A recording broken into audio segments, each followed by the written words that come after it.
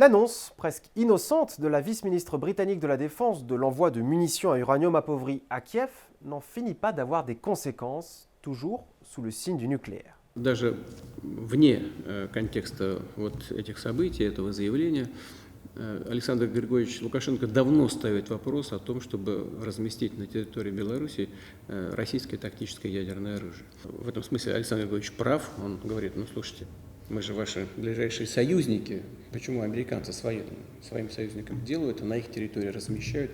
Учат, кстати говоря, их экипажи, их летчиков использовать при необходимости этот вид вооружения. Мы договорились, что мы сделаем то же самое, не нарушая своих обязательств, хочу это подчеркнуть, не нарушая своих международных обязательств по нераспространению ядерного оружия. Moscou a donc décidé de déployer certains armements nucléaires sur le territoire biélorusse. Et le calendrier est déjà établi.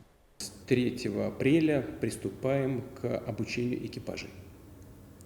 И 1 июля заканчиваем строительство специального хранилища для тактического ядерного оружия на территории Беларуси.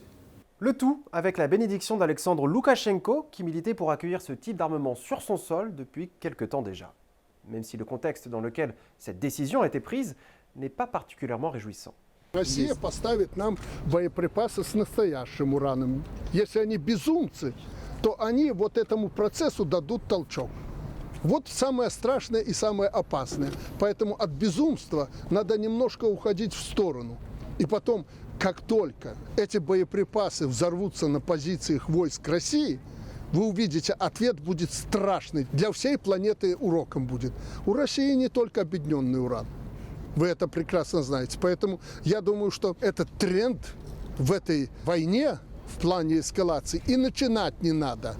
Надо двигаться так, как Путин с Си Цзиньпином разговаривали, к мирному урегулированию. Pour la partie ukrainienne, il ne s'agit ni plus ni moins que d'un constat d'échec.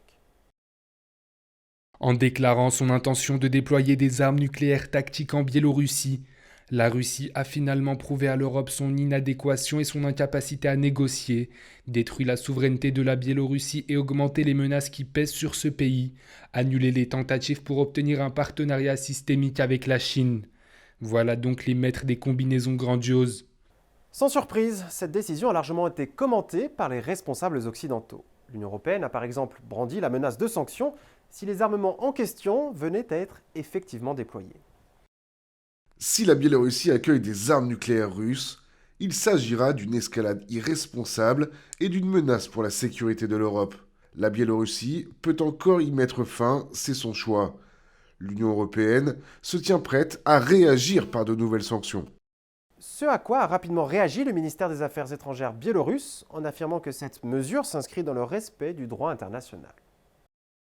Réponse du service de presse du ministère biélorusse des Affaires étrangères à une question de l'agence TASS sur le déploiement d'armes nucléaires tactiques russes en Biélorussie. C'est une ingérence directe et brutale dans les affaires internes d'un État indépendant.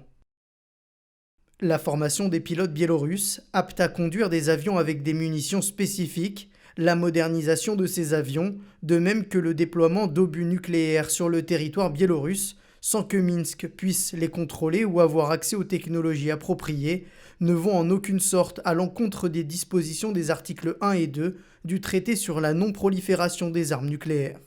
Washington disposerait d'une centaine d'ogives nucléaires stockées en Europe sur des bases situées en Allemagne, Belgique, Italie, Pays-Bas et Turquie. Mais pour les Occidentaux, stationner des armes équivalentes mais russes sur le territoire de la Biélorussie voisine constituerait une dangereuse escalade.